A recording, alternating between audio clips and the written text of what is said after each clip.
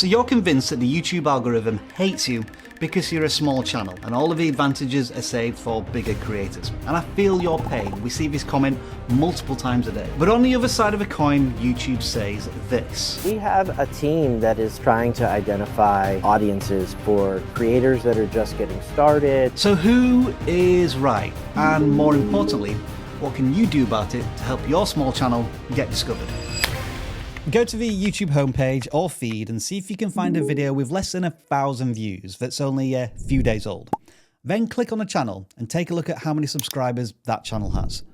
And see if you can do all of this within 5 seconds. The point I'm trying to prove here is that small channels are getting prime real estate on your feed the moment you start a YouTube session. And this happens again and again and again. And I haven't heard of any of these channels or watched any of their videos before. But importantly, what I have done is shown a previous interest on YouTube for those topics the videos are covering. Now you can let me know in the comments whether or not you can successfully replicate this test, but I already know the answer with some confidence. In a poll of over 13,000 people, 2/3 of the vidIQ community were able to find small channels on their feed. And for some, this was a light bulb moment. But perhaps this is the bigger question. Having seen these videos with hardly any views on your feed, did you actually watch any of them? Yeah, hold on to that answer for later. Because first, we need to learn a little more from YouTube about what they're actually trying to do here. We have a team that is specifically focused on this challenge of trying to identify audiences for creators that are just getting started. By the way, this is Todd from YouTube. He's worked on the algorithm for over a decade, so he's more qualified to talk about it than pretty much anyone else on the planet. We really want to make sure that there is a path for new creators to get started. It's a metric we track, how many new creators are succeeding on the platform. This is almost a throwaway comment, but it's really important. YouTube internally has a metric that tracks new successful channels. And it makes sense. YouTube needs new creators to feel as if they do have a chance to succeed, otherwise they're not going to join the platform and it's going to get very stagnated very quickly. And maybe this is a direct response to TikTok that is seen as the creative mecca of going from zero to hero with just one viral video. But going back to these small channels on YouTube, what does the algorithm really need from them? With those videos and channels, we do need to try some different approaches. The title, the description. Basic metadata.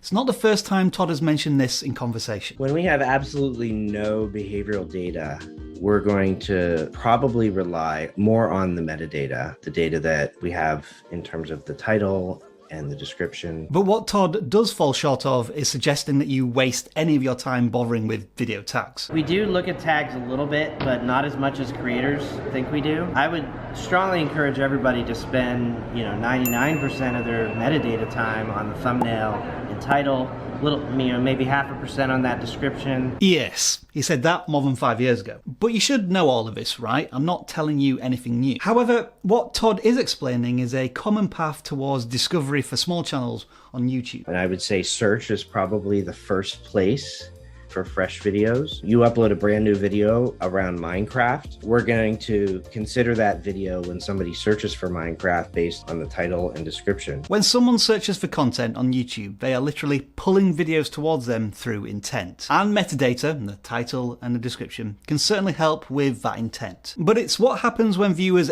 click on videos that really kickstarts the algorithm. We use the watch history as probably the most important signal that we know about a viewer to figure out what they might want to watch next. So let's return to the question I posed earlier. When you see these videos on the homepage or down the suggested video column with hardly any views that were published a couple of days ago from channels you've never heard of, did you watch any of them? Now, admittedly, I didn't poll this question because I think we all know the answers to this, right? 95% of the time, if not more, the answer is a big fat no. It's a difficult ask to convince a viewer to pick this video over trending news stories or videos with millions of views or videos from creators you're familiar with. In summary, it's not the YouTube algorithm that hates small channels.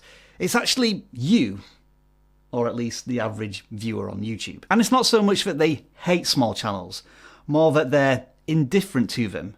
they represent the worst choice available. And this is something that's been conditioned into us through years of interacting with digital content.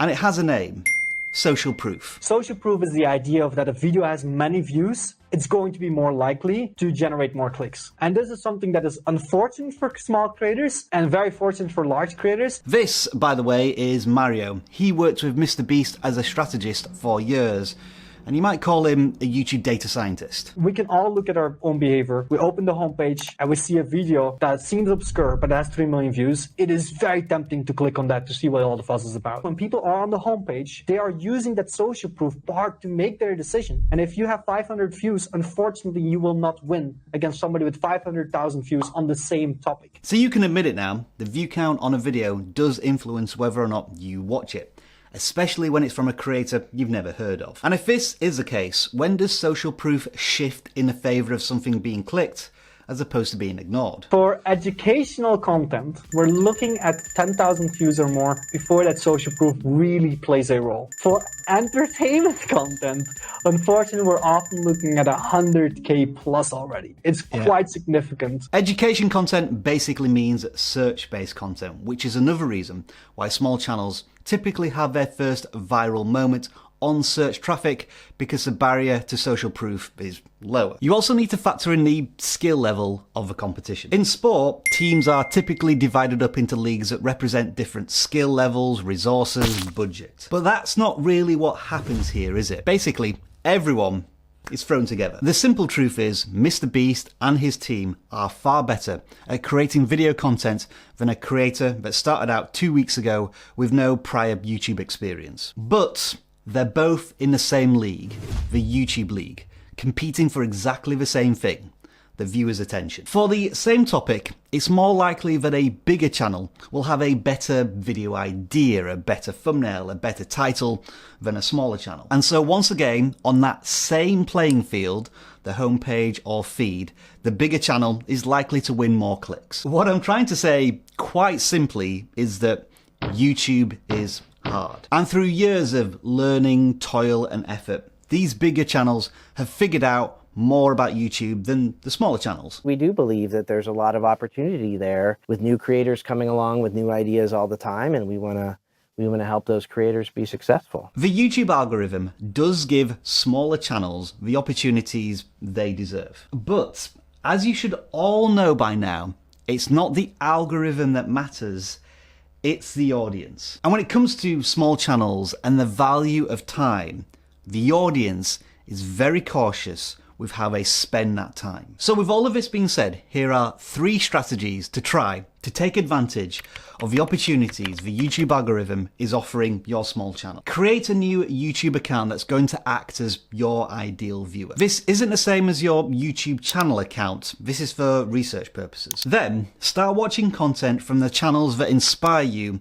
within your niche or topic. And continue to do that until you start to see those videos with less than 1,000 views that were published a few days ago from small channels on the homepage feed. These are going to be your first video ideas and titles to try that you know the YouTube algorithm is matching to for your audience when it comes to small channels. The next thing you want to do is to lean into clear and obvious metadata in your video titles and descriptions. This will give your videos a better chance of being discovered through search traffic, where we know the social proof barrier to entry is lower. And you don't have to spend hours digging into keyword research for this. Simply do a search on YouTube for the niche or topic that you're interested in and see how YouTube auto-completes those search queries. And then look at the videos that are ranked at the top of these search queries and how they're titled and pitched to the audience. And then, going back to your channel, pay close attention to the videos that are getting into viewers' watch histories. And that's basically the videos that are getting the most views over the last 48 hours, 7 days, 28 days. It could be the video idea, it could be the title, it could be the way the thumbnail is packaged, or all 3. Whatever it is, that video